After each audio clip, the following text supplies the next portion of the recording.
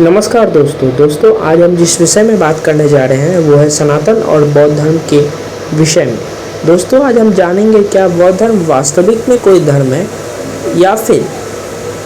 गौतम बुद्ध जी ने इसकी स्थापना किसी और मंतव्य के लिए किया था। इस विषय में इस वीडियो में हम इसी विषय को जानने का प्रयास करेंगे और कैसे हमारे समाज के बीच में जातिवाद जैसी एक अभिन्न कृति आके हमारे समाज में कैंसर का रूप ले ली और कैसे आज उसके कारण हमारा समाज धीरे धीरे टूटता जा रहा है और जिसके कारण कुछ विधर्मी मानव हमारे समाज को तोड़कर आज धीरे धीरे हमारे समाज को कमज़ोर कर रहा है, सनातन के प्रति आघात करने की कोशिश कर रहा है। इस वीडियोस में हम उन सभी बातों को समझने का प्रयास करेंगे और कोशिश करेंगे कि हमारे सभी भाइयों तक हमारी यह बात पहुँचे ताकि उनको भी यह पता चले कि हमारे समाज में किस तरीके से कुछ विधर्मियों ने अपने फ़ायदों के लिए हमारे समाज को तोड़े रखा और आगे भी वो तोड़े रखना चाहते हैं ताकि हमारा सनातन समाज फिर से एकजुट ना हो सके। तो दोस्तों चलिए इस वीडियोस को शुरू करते हैं। अगर आप चैनल पर नए हैं तो चैनल के साथ जुड़े और अपने सभी सनातनी भाई बहनों को भी इस चैनल से जुड़ने का प्रयास करवाएं ताकि उन तक भी सभी इन्फॉर्मेशन पहुँचे, सभी नॉलेज पहुँचे ताकि वो भी सनातन के लिए आवाज़ उठा सकें। दोस्तों अगर हम इस विषय को जानना चाहते हैं कि हमारे समाज में जातिवाद जैसी एक बहुत बड़ी कृति कैसे आई, तो इसके लिए हमें सबसे पहले यह समझना होगा कि जातिवाद हमारे समाज में पनपी क्यों। अगर मेरे मंतव्य से और मेरे रिसर्चों के हवाले से अगर आप देखने की कोशिश करेंगे तो हमारे समाज में जातिवाद का विस्तार तब से ही होने लगा जब से अंग्रेज ने हमारे सभी गुरुकुलों को बंद कर दिया और हम अपने शास्त्रों से, अपने वेदों से, अपने उपनिषदों से दूर होते गए। जब तक हमारे समाज में सभी वर्णों तक वेदों का ज्ञान, शास्त्रों का ज्ञान और उपनिषदों का ज्ञान था, तब तक हमारे समाज में ऊंच नीच की भावनाएं जो थी वो तनिक मात्र के लिए ही थी, जो कि गुरुकुल समाप्ति होने के कारण अल्प ज्ञान, वेदों का ज्ञान न होने के कारण बढ़ती गई और जिन्होंने जैसा लोगों को परोसा वो ज्ञान ही विस्तार होते गया और हमारे समाज में एक पायदान से दूसरे पायदान के बीच में काफी लंबी दूरी बनती चली गई। अगला निशाना बनी भारत की हजारों सालों से चली आ रही जाति और वर्ण व्यवस्था। जब अंग्रेज भारत में आए तो 500 में से 400 से ज्यादा रियासतें शूद्र राजाओं की थी, पर सबवर्जन करने के लिए दरारों को और गहरा करना जरूरी। गोरों ने वर्ण और जाति को कास्ट में बदल दी, जबकि कास्ट एक स्पेनिश पोर्चुगीज कॉन्सेप्ट था, कास्ता, जिसका भारत से कोई लेना देना ही नहीं था। उन्होंने रवांडा में भी कास्ट सिस्टम क्रिएट कर दिया। अब वहाँ तो कोई ब्राह्मण नहीं। जब आप अंग्रेजों द्वारा स्थापित 1871 से बाद के सेंसस देखना शुरू करते हैं तो हर सेंसस कमिश्नर को ये एक्सप्लिसिट ऑर्डर्स थे कि तुमने इनको कास्ट में लिखना है, कास्ट को कैटेगराइज करके लिखना है। और जो लिख रहा है वो अपने आप रिपोर्ट्स भेजता था कि यहाँ के लोग इस कास्ट को नहीं मानते, लेकिन ऊपर बैठा ब्यूरोक्रेट बोलता था कि लिखना, इसलिए यहाँ पर वर्ण को, जाति को, कुल परंपरा को, सबको कास्ट वर्ड में ढाल दिया गया। और धीरे धीरे हमारे समाज में एक ऐसा वातावरण बनाने की कोशिश की गई ताकि एक पायदान से दूसरे पायदान के बीच में जो पहले आपसी का सद्भाव था वो धीरे धीरे ख़त्म होने लगा, क्योंकि हमने अपनी संस्कृति को छोड़ दिया, हमने अपने वेदों को छोड़ दिया, अपने ज्ञान को छोड़ दिया। यही नहीं, हमारे भारत में ही नहीं बल्कि भारत के अलावा जितने भी अंग्रेज़ों के द्वारा कब्जाए हुए प्रांत थे, देश थे, उन प्रोविंस थे, उन सभी जगह अंग्रेज़ों ने समाज में फूट डालने के लिए इसी कास्ट सिस्टम का महत्वपूर्ण उपयोग किया। दोस्तों अगर हम बात करें 1907 के अंग्रेज़ों के सेंसस रिपोर्ट के कारण, तो उस समय उन्होंने जातिवाद को 1812 से 1907 में इतना बढ़ा दिया कि हमारे समाज में कुल 2500 से के करीब उन्होंने जातियां नई बनाई। आप सभी को ज्ञात हो कि हमारे शास्त्रों में और 1812 तक कुल 4 वर्ण थे, ब्राह्मण, राजपूत, क्षत्रिय और वैश्य, जो कि वर्णों के हिसाब से थे। पर अंग्रेजों ने इनको जातियों के हिसाब से तो कर ही दिया, साथ ही और भी नए जातियों को उभारा, जैसे तेली, कुम्हार इत्यादि। और ऐसे करके कुछ 2500 से 2700 जातियां नई बनाई। और जब हमारा देश आज़ाद हुआ 1947 के बाद, कांग्रेस ने इसको 2 कदम आगे ले जाते हुए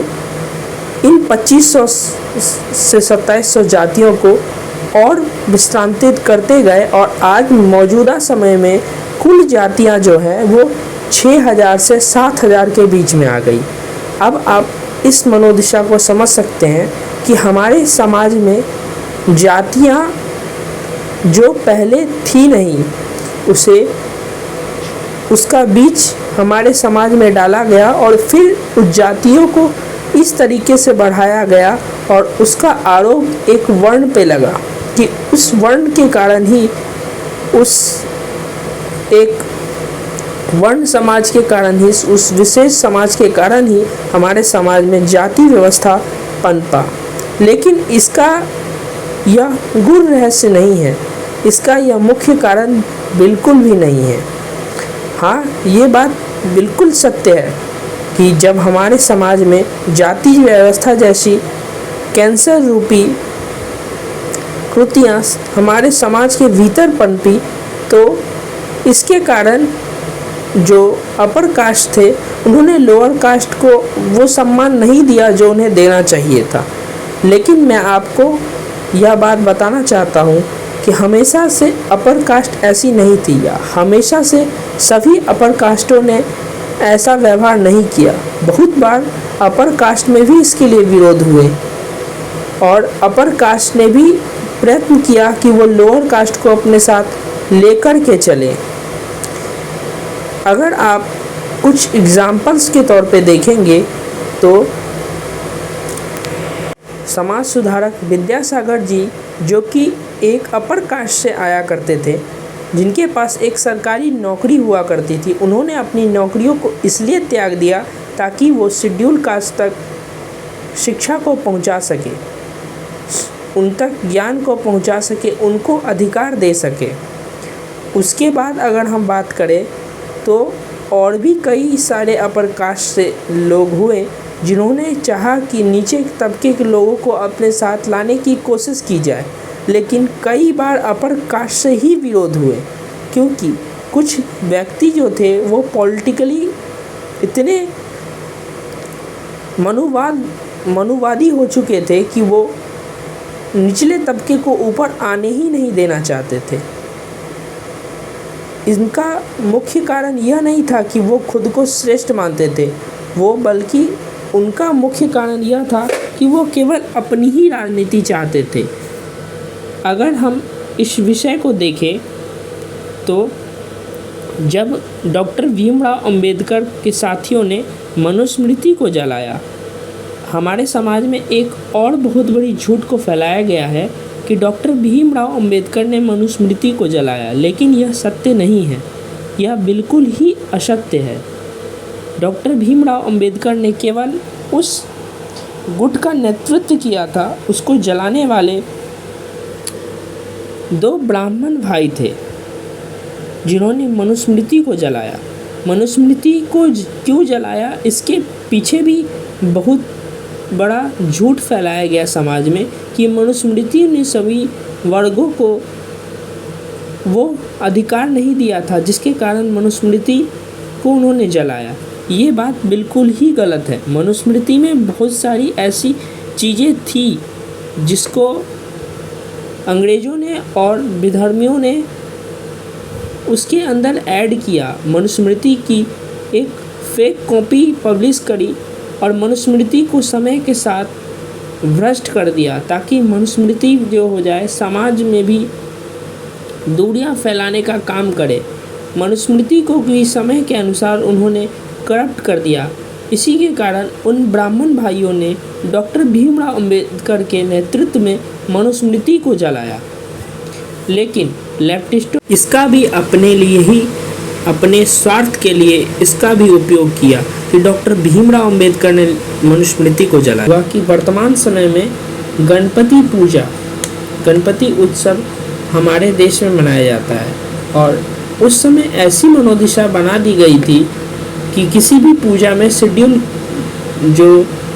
आधिकारिक तौर पे पूजा होता था उसमें पंडित के तौर पे किसी को भी शामिल होने का अधिकार नहीं दिया जाता था। लेकिन अपर कास्ट से ही आते हुए एक महान पुरुष ने एक ऐसी व्यवस्था बनाई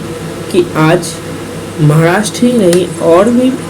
देश के अन्य प्रांत में हर एक वर्ण गणपति पूजा करता है, उसकी स्थापना करता है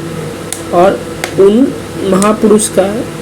गणपति को सार्वजनिक रोड पे लाने का मकसद ही यही था कि सभी वर्ण के लोग उससे जुड़ सके। पूजा के कारण वो समाज को जोड़ना चाहते थे, वो एक धरा को दूसरे धरा से जोड़ना चाहते थे ताकि हमारे बीच में यह जाति रूप कृति जो आ चुकी है वो धीरे धीरे ही विस्तृत जानकारी आपको अगले वीडियो में मिलेगी, उसे भी देखने का प्रयत्न करें।